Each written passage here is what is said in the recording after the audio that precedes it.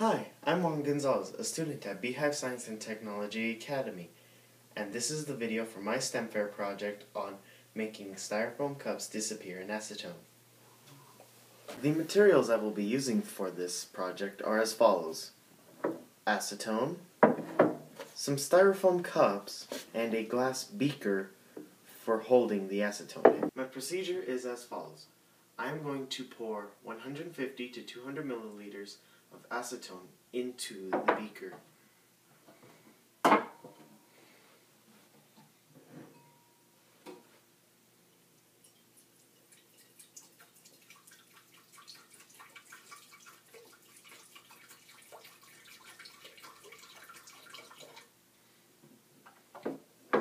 Next, after that is done, I will put one styrofoam cup inside the beaker filled with acetone.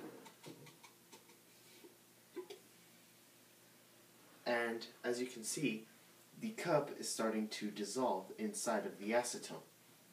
The reason for this being is because the acetone dissolves the little pockets of air that are inside the styrofoam and then turns the styrofoam back into plastic.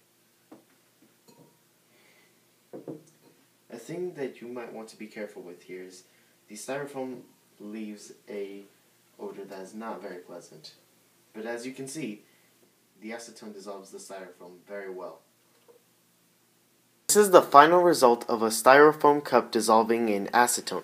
It leaves behind a plastic film that, when completely hardened, returns to the original plastic form that we know of today.